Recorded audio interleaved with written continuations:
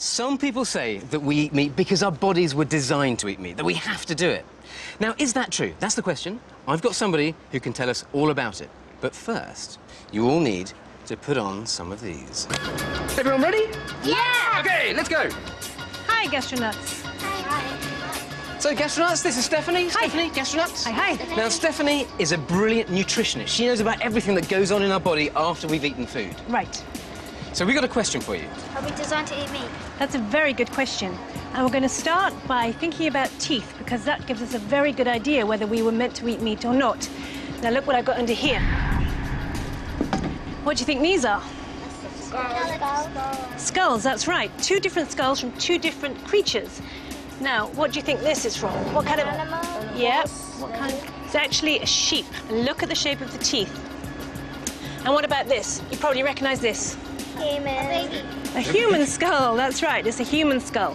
Now, what interests me is the shape of the teeth of a human skull compared to the shape of the sheep. Now, what do sheep eat?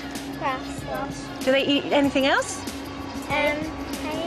Which is dried grass, and their teeth reflect that. Look, they have lots of big, wide teeth for grinding up the grass. And these little sharp teeth here, they're for nipping off the grass when they first eat it.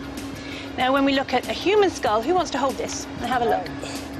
See if you can open up his mouth. At the back, we have these flat teeth, just like the sheep. And we know that we're designed to eat vegetation like the sheep because we have these flat teeth for grinding up the grasses and the vegetables. But what about these front teeth? They're sharp and they're very strong. And these teeth are like carnivores' teeth, like meat eaters' teeth, like dogs and cats. So we're definitely designed to eat meat as well as to eat vegetation. And why do we need these big ones at the front? What do we actually do with them? We tear the meat off the bone. Now, these days, of course, we have a knife and fork to do that, generally. That's what goes on in our mouths. But is there a big difference between our intestines, between the human and a vegetable eater? Very much so. You can tell from the sheep's teeth that he's supposed to eat grass. You can also tell from their stomach that they're supposed to eat grass.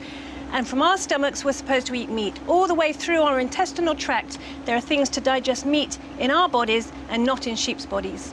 It's a weird idea to look at our digestive system, isn't it? I mean, it's inside us. There's only one way to do it, and that's to look at our digestive system, which is handy, because I've got one here.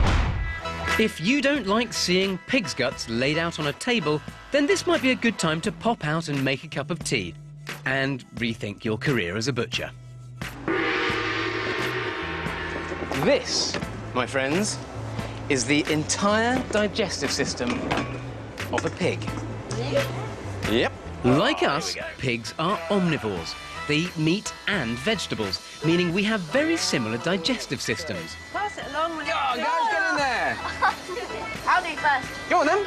Well, no, Anna needs to pass it along to Terrell. Go on, get it along there. Come on, it won't bite you. Come on, give me the stomach. Now, what do you think all these bits are? All these bits are part of the digestive system. Let's have a look what we've got here. Now, look at all these amazing long tubes. Look, it goes on and on and on and on. Do you know what? We have 7 meters of this inside our tummies.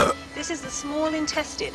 So when the food is passed from the stomach, passes into the small intestine, it travels through all these meters of small intestine, lots of wiggly bits of small intestine.